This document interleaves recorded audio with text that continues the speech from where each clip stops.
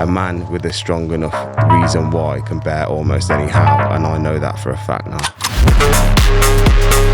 I used to think of energy as being coffee. I used to think of energy as being fitness. My definition of energy has changed, realising how much she not only changed my life and made my life, but saved my life. You're pulling on energy from a higher power. I've never done anything like this before. You know, you get 600 miles into that race and you pass a point and no return.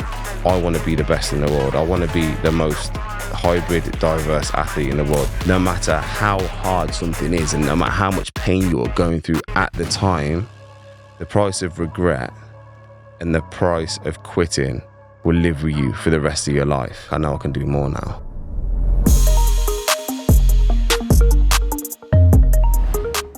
Thank you for tuning into The Energy Equation. We are so grateful for you. This show's about energy, something that's challenged in every sense in the modern world. And we love discussing energy with our guests in a way that transfers to real learnings for you. This show is about you. How do you take practical tips to improve energy in a demanding world? And we would love for you to stay with us as we get ever more exciting guests with future shows to come. If you are enjoying this podcast, please hit follow wherever you get your podcast from, because that tells us you love us, and it also means you get notified every time a new episode drops. And also, we love to hear from you. If you've got thoughts on what you want to hear about, then drop us a comment. We're listening, we're responding to you. Now go and enjoy this next episode. Ash, it is an absolute privilege and pleasure to have you on the Energy Equation podcast. Thanks for coming in. It's great to be here, mate. I'm really, really interested to find out the results on today's episode. You know, most of the things I do like a caveman with no experience or knowledge.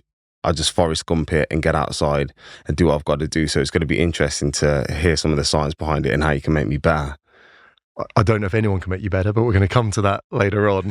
Now, you'd have to be a caveman to not know who you are, but there may be a random person somewhere who doesn't know part of your story or where, you know, the Ash Cain legend has come from. I'll start with the stuff that's not important. You know, ex-junior athlete, ranked number 1 in the country for 100 and 200 meters, ex-professional footballer, ex-international DJ, television personality. But the most important thing that I would like to be known for is being the father of an angel, Azaylia Cain.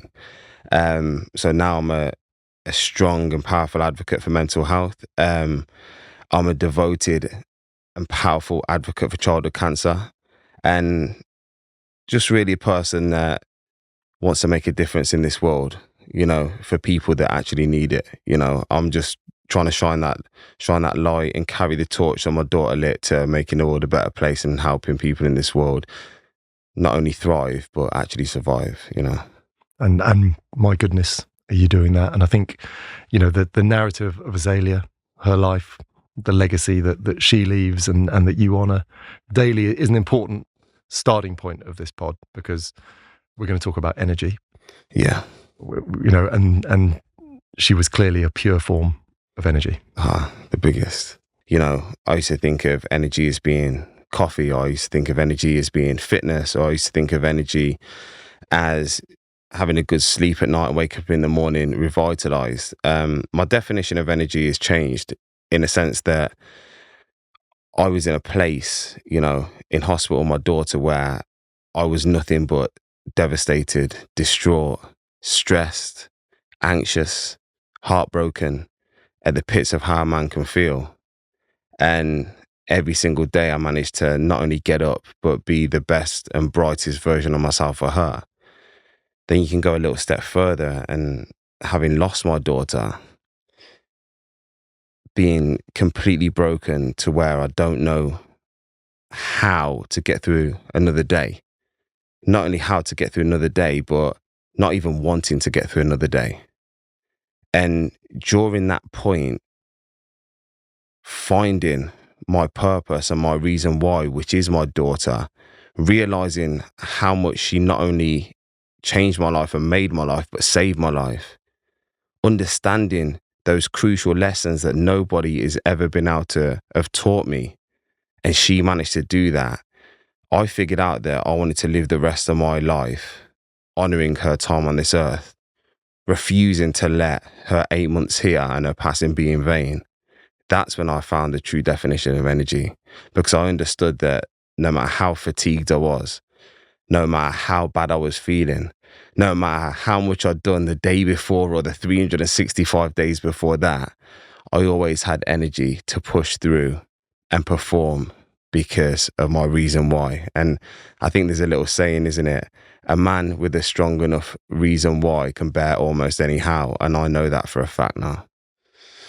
We'll do a few episodes of this, but we'll never hear a better description of what energy is than that, my friend. You know, and I think everyone who's heard your story is connected with it, you know, in both the tribulations of going through it, the energy you found to protect Azaylia from poor energy. I think that when we look at how infectious energy is, you know, and that particular piece, when did you realize that energy cocoon, if you like, you needed to set that up? Where did that come from? When I had my daughter, oh my God, I didn't realize how big my heart is and how much love it held in it. And I didn't realize I could feel that incredible feeling to such a high degree to what she gave me. And that made my whole life change. My life wasn't about me anymore. It wasn't about my success. It wasn't about monetary values. It was about devoting as much love and positivity and nurturing care to my daughter as much as possible. So when we were in hospital, my daughter, you know, I quickly discovered that, you know, I couldn't communicate with my daughter. She couldn't tell me her pain. She couldn't tell me how she was feeling. So one way that I always used to deal with my daughter is by thinking, if I was in that situation, what kind of person would I want around me? It's the same way as I look at her in heaven now. I think if I was in heaven, would I want everybody that I touched and affected to be sad, to be miserable, to be down? Or would I want them to be the best versions of themselves that they could possibly be as a result of how powerful my touch was to them? So when I was in that situation with Azaylia, I thought, you know, she can't understand the words that we're saying. She can't communicate how she feels. But I realized that babies are sensory beings. So I thought she can definitely pick up on the energy that's around her. And in that situation, there were so many things that were out of our control, that the energy that we surrounded our daughter with was one thing that was in our control. So I was adamant that we were going to surround her with the best energy that we possibly could every single minute of every single day that she was in our care. And that's what I decided to do. And boy, did it pay off, because I thought that, you know, I was trying to do the best thing as a daddy for my daughter. And it turned out that even though, you know, I only got 8 months with her and she isn't with me anymore, I will remember and cherish those memories with the whole of my heart for the rest of my life, because it was the best time that I would find energy to live over and over and over again if I had the chance. Incredible. And that is emotional intelligence on a level. And knowing she felt that is so clear to everyone who's followed your story and seen it was replicated, you know. The physios and everyone used to come into the room and they used to, you know, test Azaylia's, like, her strength, her energy. They used to monitor to see how she was comparing to another baby who wasn't poorly. And they always said that she was far more developed and far more advanced than a healthy baby at that time. If you've seen Azaylia, you know, her expressions, she would mimic you. She would, if she caught me in the room, she would smile. She would know if I was sleeping. She'd know if I was awake. She was so developed because every second of every day, I was hands-on with her. You know, I would talk to her like she was an adult. I would play with her constantly. So she had so much attention. She was surrounded by so much good energy, and it's shown in the way that she was back to us, you know. So it was just an incredible time. And I think I heard a saying, yeah, and it said, the only difference between an ordeal and an adventure is attitude. And I can vouch for that. You know, when I was in hospital, I think probably I was the only dad that was in there. And the crazy thing about it is you see so many people going through, you know, hard times, and you can't go through a harder time than your child being ill. But my attitude was, each day was a blessing. And me being by my daughter's side in hospital through a global pandemic, without seeing my friends or my family, without being able to leave the hospital room or the hotel room because of COVID, ended up being the best, most beautiful and happiest 8 months of my life. And that was because of the approach that I decided to tackle it with, you know. And it's led you now to be quite a machine, Ash. Yeah. I mean, I've got to look at where that experience has led us to today and say, if people, jump onto your Instagram, they're going to find a guy who's taken that purpose and has translated it into some pretty extraordinary physical accomplishments. Yeah. And the energy to do that is I suppose, a key part of what we want to talk about today. Because I'm sat here marveling at some of the stuff you're doing, and like many people, sort of wondering how you do it. I think most people understand why. People who've listened to your story and understood it can feel that narrative you've painted around where your purpose has come from. What they wouldn't be able to understand is how you still manage to do the things that you are doing on a physical accomplishment point of view. So I do want to get into that as this next piece and look below the bonnet. Yeah. This machine. I mean, I'm interested as well. So we had you wear this funky monitor, and we're going to talk about that a little bit later on because we've had a little look under the bonnet. If we look at your energy now, and we take the idea that, over the last couple of weeks, where's your energy at? If we take 100 is all the energy you could wish for, 0 is absolute fatigue. Where's Ash today, in the current? I guess the honest answer is I never know whether I'm fine or I'm not. I never know whether I'm good that day or I'm bad. I never know whether I've got good energy or I haven't got much at all. I think because my head tells me I need to go. Now I'm going to hold you to a number. So out of 100, give me a number for Ash's energy. I'll say 90. The reason I say 90 is because I always want to do more. And I think if there was more hours in the day, I'd carry on doing more. If there was another opportunity that I could squeeze in the week, I would do it. When there's another session that's got to be there, I'll find the energy to do it. I can never say that I'm 100, but I always know that I have more. And, I'm interested to tap in to find it. Bring me something that's going to get me to that 100 and I'll get there. I can tell you, if there was an extra hour in the day, this monitor would have exploded. Yeah. It would have literally set fire. But I'm going to come to that a little bit later. So 90 out of 100, that is outstanding. Would you say that your energy's better when you're in the middle of one of these grueling tasks than when you're back here in between? I got back from the Yukon and, I was still training, but obviously I was in a huge recovery period after 1,000 miles in 7 days. So just tell us about the Yukon. So the Yukon 1000, known as the world's toughest survival endurance race, it's a 1,000-mile kayak from Canada through the Arctic Circle to Alaska, completely unsupported. I'd only been kayaking for, I think, 3 months before, which is absolutely insane. This is what I'm talking about, people. If you've not watched this stuff, I mean, this is crazy. Yeah, I mean, I completed the 125-mile kayak ultra from Devizes to Westminster with 5 weeks training. And in the boat that we did it in, it's the fastest time ever been recorded in that boat. And that year, 70 boats got pulled out of the race because the water was that dangerous. And me and my partner were on the phone to them all weekend to say that I was on a disclaimer. I don't care. I have to be in that race. We got in the race, did really well. And then we went on to the Yukon 1000.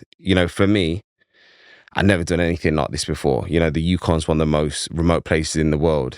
They call it the final frontier. And, you get 600 miles into that race and you pass a point of no return. If your partner dies, you either put him in the boat and paddle him to the finish or you leave him. So after that, 7 days, 8 hours, by the way, we did it in.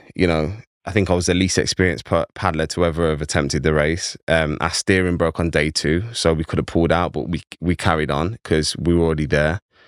Had a close encounter with a bear, but it was all fun and games, The main part of it is that during that race, through tough times, I don't know if you've seen the pictures, but there was orange skies always guiding us into where we needed to be. So I knew she was with me.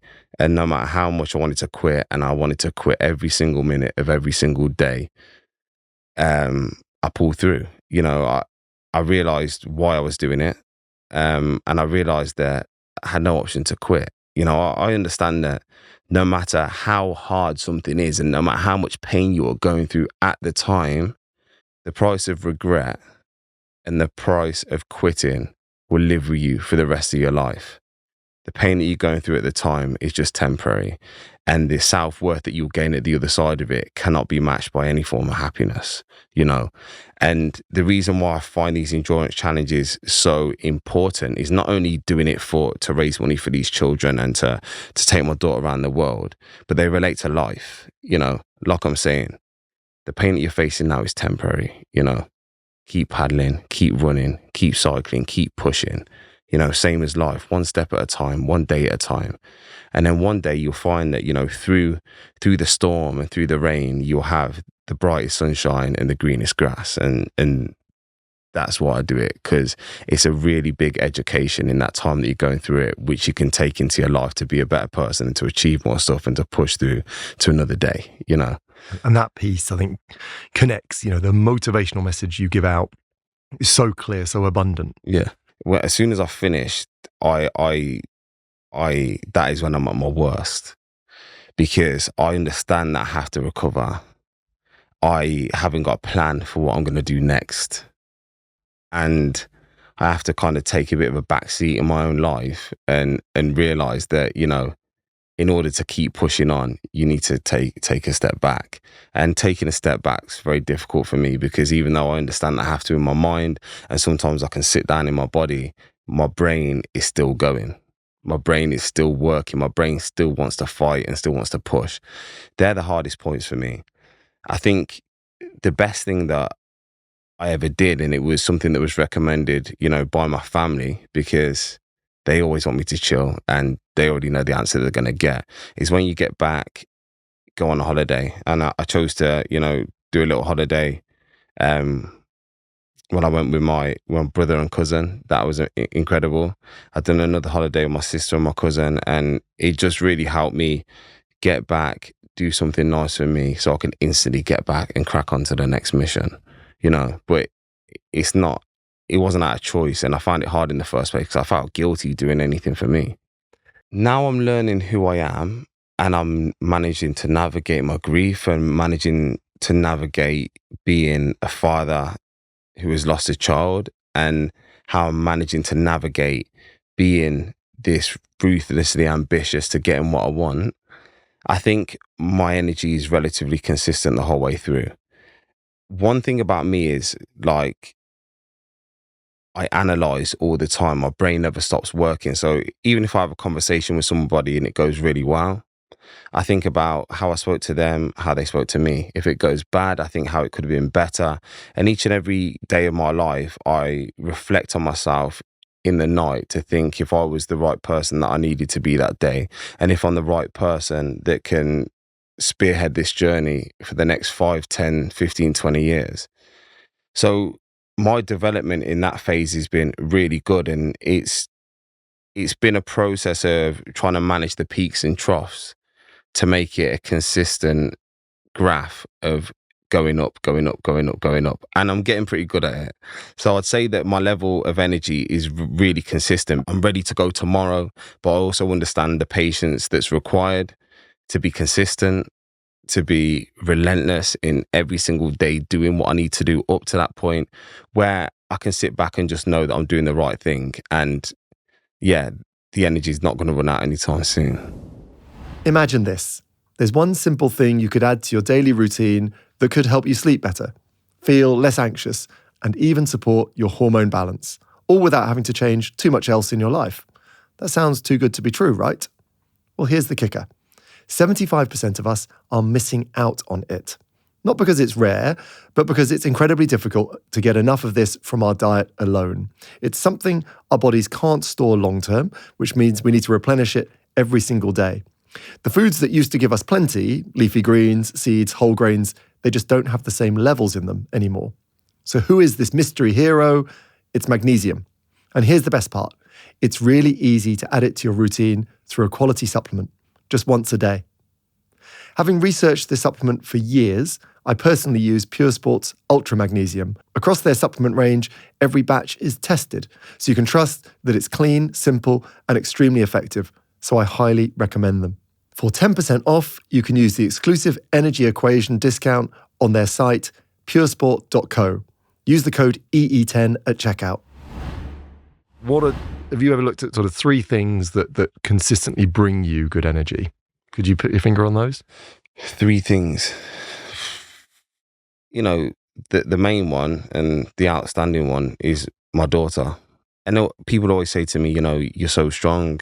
People say you're so brave. People say all of these things. And I just say, you know, it's nothing to do with any of that. It's down to love. Like, I love her that much with all my heart that I'm prepared to fulfill the promises that I made to her, no matter what. It doesn't matter that she's not here sitting with me in my arms, because she's still my little girl, and I believe that she's around me, and I believe that if I do enough, I'm going to see her again one day. So that means that I will always find energy every time my eyes open, no matter how I'm feeling, because I made certain promises to her when she was here. I made certain promises to her in the eulogy that I wrote for her on the day, and I made certain promises to her since. So until, you know, they're all fulfilled, you know, I've got some work to do. That means that I can't afford to have no energy. Do you understand? Another thing that gives me energy is my family. You know, I was lucky enough to be blessed and brought into such an incredible family. And I understand how important I am to my family in terms of everybody loves me. And I couldn't appreciate that. I'll be grateful enough for that, you know, more than I am. But that also means that going through what I went through, there's a lot of people that are hurting and a lot of people that worry about me, you know. So I choose to try and be the man that I'm trying to become now, so that everybody around me doesn't have to worry so much. And not only do they not have to worry, but I can try and encourage them to be better people as well, to push for more, to thrive for more, to be stronger themselves, and to be on a journey to make the most of their own lives. So that's another thing that spurs me on to give me energy. And I guess lastly is, you know, not only do I feel lucky that I managed to be chosen to be the father of Azaylia, like, I believe that during that time, even though I was so unfortunate losing her, I believe that I'd like won the lottery. I was the luckiest man on the planet to have had those 8 months with her. And managing to have this source of knowledge and abundance of energy and incredibleness, I just feel a bit selfish if I don't spread that to other people, especially when the amazing community in this world gave me and my daughter, my family, so much love when we were going through that journey and since. And I also realized that there were so many people in this world that are struggling with poor mental health, that are struggling with grief and loss, that have been through incredibly tough times and are probably not sure how to navigate it. That my third source of energy is, you know, giving back to the people in this world that so desperately need it to not only survive, but to thrive. And I do that by just being completely honest and transparent with my journey and hoping that it helps other people along the way. Beautiful. Brilliant 3.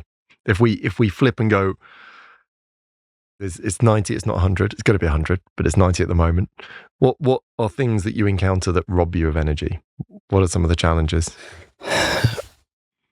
One of the things in the first place, I've managed to kind of build a bit of armor, you know, around myself. But, you know, and it's going to sound obvious, what's one thing that robs your positive energy? Negative energy.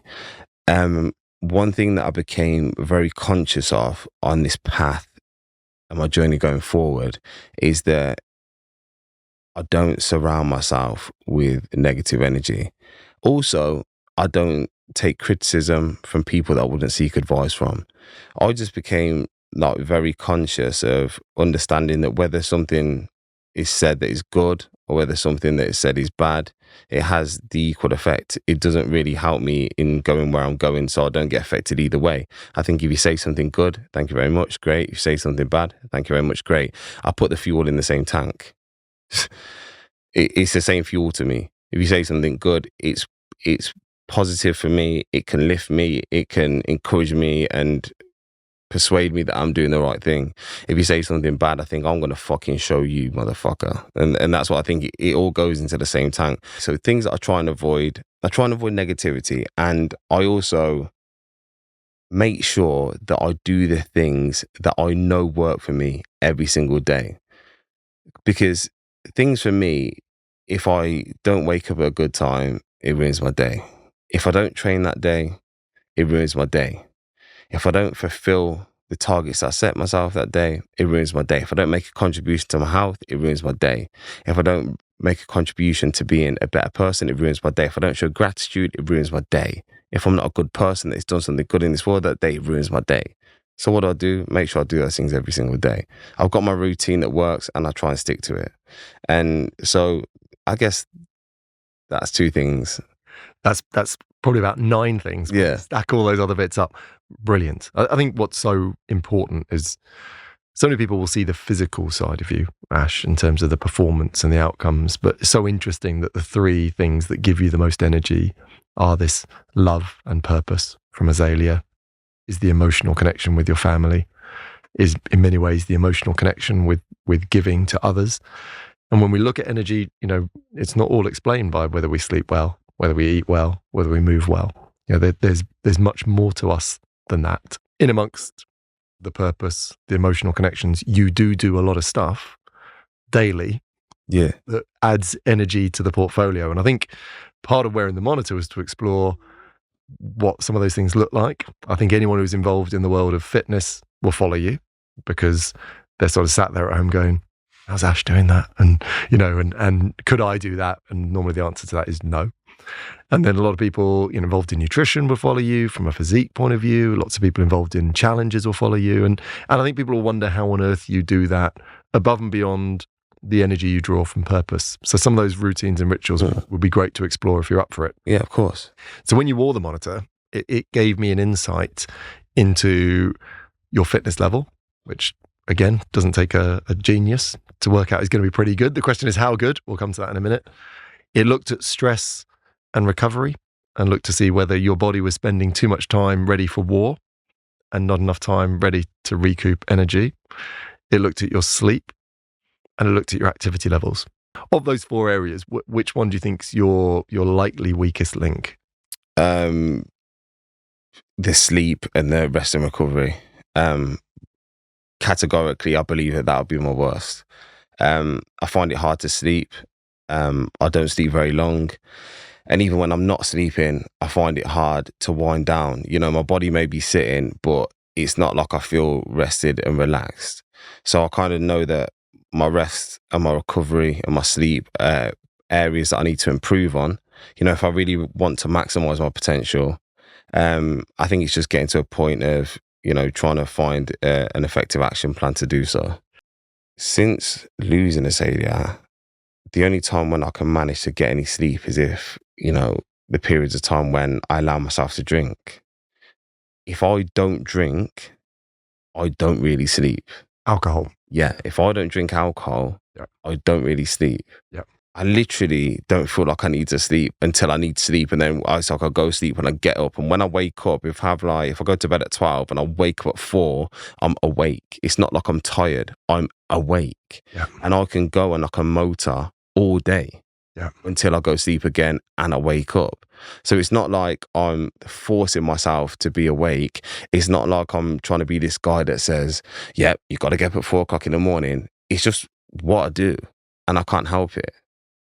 Really interesting. And I want to get into the data soon, because that ability to combust energy without our biggest source of restoring energy would be anomalous. It would be odd. But maybe you're odd. Maybe special's a better word than odd. I think probably odd. Yeah, I've always been odd, mate. I've always been a little bit different as well. I think the hard thing is with me, like I'm a creature that does something and learns from it. You're like a learning bot, yeah. And then once I've learned it and I know it, it's hard for me to go back on it. So I know that, doing the Yukon, for example, I'm paddling, 125 to 150 miles a day. I'm paddling for 18 hours consistently a day. And then when we drag the boat up onto to the island, you know, not only are we like unclipping and unpacking bags, not only are we drying clothes, not only are we back in the water to filter our water, to cook our food, to get changed, to pitch our tent, to sleep. When you do sleep, you're getting 2 to 4 hours max a night before you start the whole process again. Now, it took us 7 days, 8 hours. If we needed to go more, we could have gone more. My point being is that a lot of people in this world will like moan if they haven't got enough sleep. I'm just one of them kind of people. If I know I've got 3 hours sleep tonight, I know that I can get up the next day because I've been there and done it in a lot worse circumstances.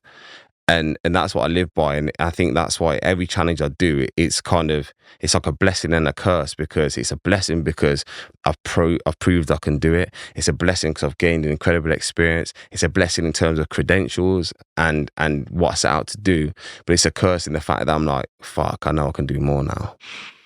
That is fascinating. And I'm still going to sit here with that marvel that I'm not quite sure how you're doing that. And now's probably a good time to start showing you some of the data about the days that I measured. Cool. Because that piece playing into how does this guy do these things with so little natural restoration plays out in the data. I'm excited about this part. So the device is looking at the nervous system behind heart rate, actually. I'm not going to go too much into the science, but it's measuring a couple of things. It's measuring how often your body's ready for stress and threat, how often your body's ready for relaxation and energy recuperation. So first instance, let's think of you like a battery. It's measuring how often you're expending energy and how often you're recouping it. It does a separate report on sleep, which we're both looking forward to looking at. It does a separate analysis of how fit you are, but it's looking at your cardiovascular fitness. So I'll come into that in a minute. And it looks at your general activity levels. And it does all that over just the period of time that I measured, so just those 3 days that you kindly wore it. Does that make sense in principle? Yeah. So let's start with the overall score. So the score is out of 100. The average score for a male of your age would be something around 60. You scored 49. Now, this is probably the first time ever that you've not got Below average. First time ever below average. But let me frame this very quickly and very importantly. This is an aggregate of those different areas. So I want to start on area 1, which is fitness, where your score is a very humble 100 out of 100. You know, there's God. if there's one you want. Yeah, I'll take that one. So there's a few things behind that score. It's a clever tech. It works out something called your VO2 max, which is a marker of your cardiovascular system. So it's a way of seeing how much oxygen your body can consume in a minute. And that score is really quite useful for athletic performance, but also increasingly being looked at as the main number behind how long people live. So it's a really important thing, how much oxygen your body can consume.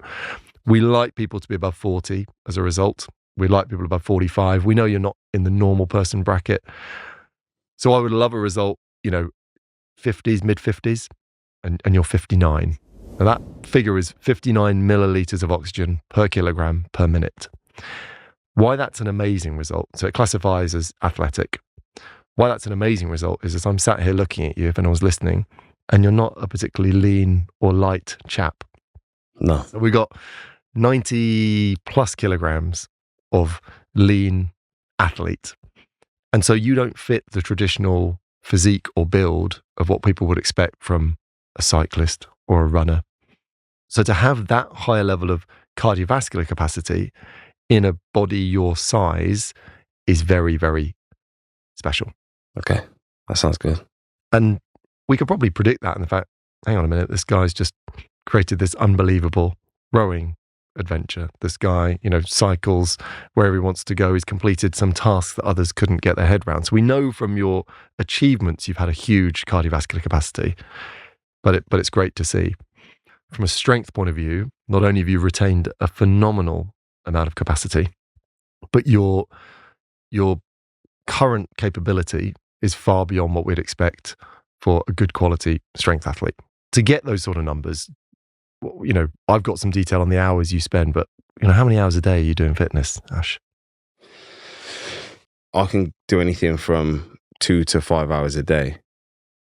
I mean, there's a lot of people who are probably wondering if they've misheard you there, like 2 to 5 hours a day. Yeah. Standard. In fact, on this day, if we include your physical activity, so time you were physically active plus your exercise, we had 6 hours 20 of meaningful physical activity in a day. Yeah. That's punchy. I see way beyond what I do. So I understand that, if I want to be where I need to be in 10 years' time, the effort that I need to put in to get there. Now, currently, with the incredible projects that I'm lucky enough to have, I have to work very hard. But then working very hard in those also, tapers down my time. So do I taper down my time training? Do I taper down my time with these projects? Or do I taper down my time resting and recovering? And at the minute, my priority is the tasks and recovery second. And I don't make that conscious decision. I think subliminally, my mind acts in a way to survive and thrive. So it automatically gives me the natural direction of where my energy is going to be and where I'm going to suffer with a lack of it, Totally. And I think that word is creeping into this dialogue. So I can look at that and go, look, there's 6 hours, 20 of exertion. That device, thinks you burn about 5,500 calories that day. Come to nutrition in a minute. What's an increasingly popular phrase is recover as hard as you train. That is not the picture that we're getting here. We've got a huge amount of energetic expenditure, an incredible amount that creates a huge number of calories burnt. The reason your total score is not higher is when we look at the volume of recovery. We like about 35% of each 24 hours spent in recovery, which when the body's really restoring energy, recouping energy. And yours will be in and around the 9% on average, which is suboptimal. And this is why I'm sat here and I'm going, Ash, how are you then getting up the next day and doing another 5.5 hours, and the day after that again, which is fascinating. Yeah, but the maddest thing about it is, and the thing that I don't have answers for is, so the day, we met prior to this, not only probably did I clock 2 hours sleep, but I'd had one meal that day. I'm still trying to process that when you told me that at the time, because most people would think, the only thing you'd have spare time to do is eating. But that's not the case with you. Yeah, I mean, look, I'm not going to be an idiot and say, there's not even enough time to eat. There's some days I just, I get up and I'm busy and I don't think about it and I'm not that hungry. And then it gets to 7 o'clock at night and I think, I need to eat. I have a shake in the morning and then sometimes I don't eat a meal till 7 o'clock at night and sometimes that's the only meal that I'll have. It's just really strange. But then sometimes in extreme situations, that's what I've had to do. And then so my body, it's subliminally tells me that I can do it. And I understand that, you know what, Ollie, I'm not going to be stupid and naive enough to sit here and go, that's the way to do it, or I know that I can maintain this. However, there is times when it's necessary and I know that I can do it. And it's a good thing to fucking know that, if I'm burning, not only you could look at it there and think I'm burning 5,500 calories that day and I can have one meal and survive and 2 hours sleep. But if I'm doing 150 miles a day and I'm burning 20,000 calories a day, I can have one meal and I can get through it and I can survive off that lack of sleep. That's a nice thing to know. It's not optimal, not ideal, but a good thing to know. Yeah, and we're not going to put this out as this is the template for modern living, because I don't know anyone else who wouldn't be starving. And starving both in the sense of hunger, but also starving in the sense of that likely calorie deficit. So if I'm burning 5,500 and heaven forbid you get in 2,000 through that one meal, theoretically you should be losing weight, pounds of weight each week, each month. And that's not been the case. No. Which takes me on to the third area, which would be sleep. So the sleep score sort of matches with the way you felt. So, if you got 100 out of 100 for your marvelous efforts on fitness, your sleep is 7 out of 100. So it's not your strength. And do you know what it is though? It goes to show to the people out there, I ain't lying with what I say. You're not lying. Everywhere. You predicted everything that this has shown, which doesn't give us a solution. I think again we're here to admire and to reflect. We're not able to put a pin on everything, but again, what we've got there is a sense the time you're spending asleep is against the level of exertion you're putting down, deemed inadequate, and the time you're at your sleep, you're not in as deep a state of recovery and sleep as we would like. It's because I feel awake.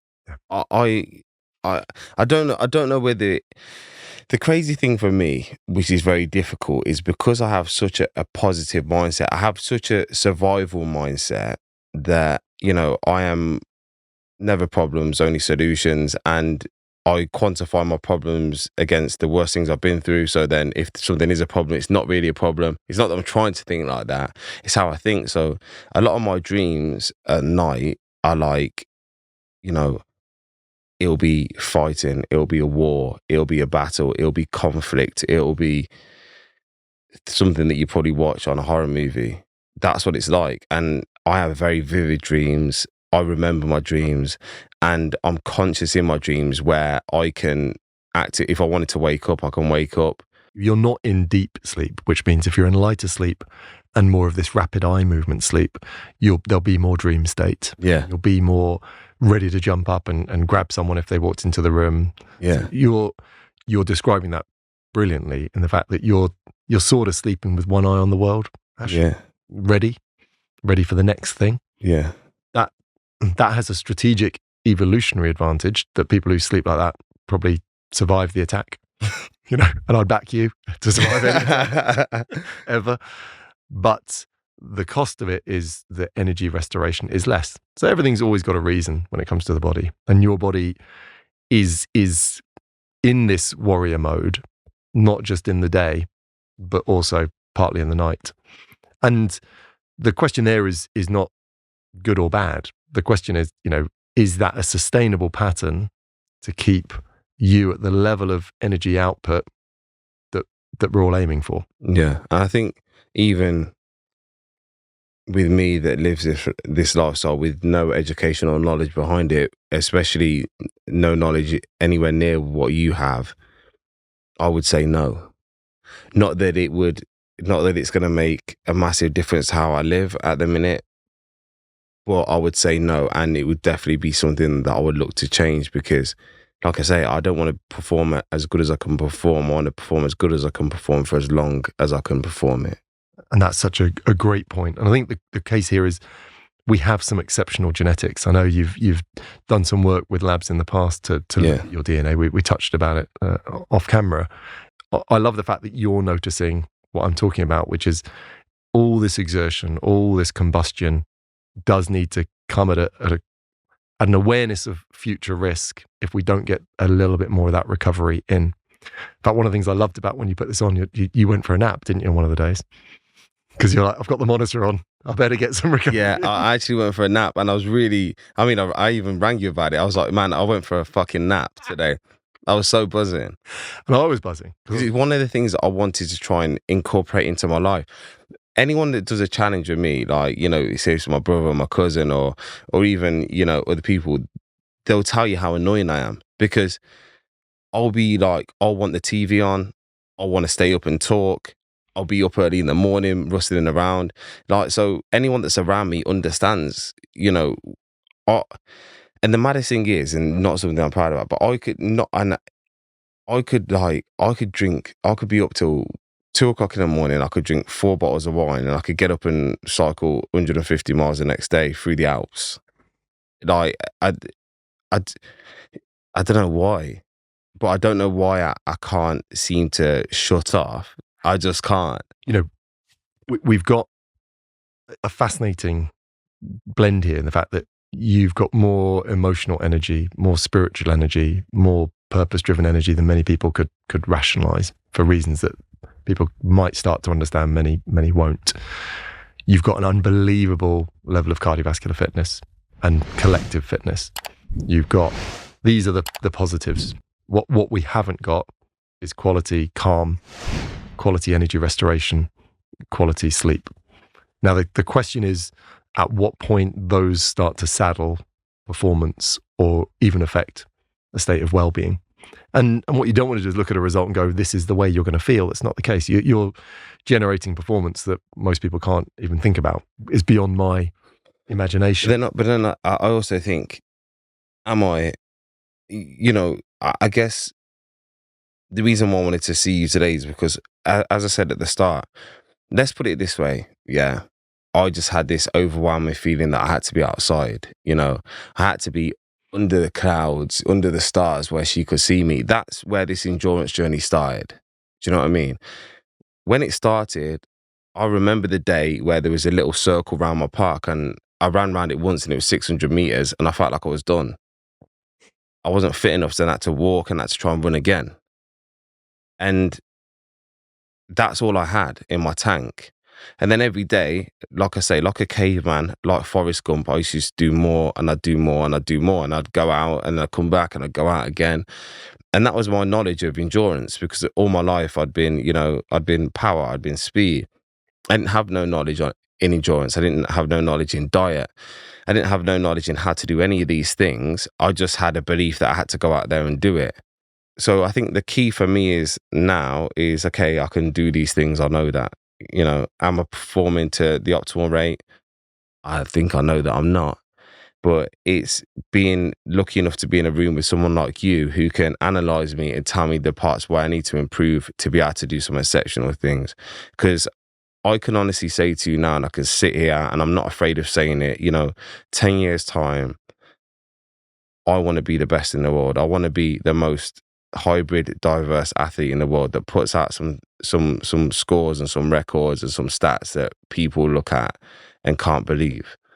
And with, the education and knowledge that you can give me, the team at Loughborough University, British Triathlon can give me, Dr. Imran Khan can give me, I'm hoping that, well, no, I'm not hoping, I believe that will be the case. It's less, I guess, about the actual statistics and records.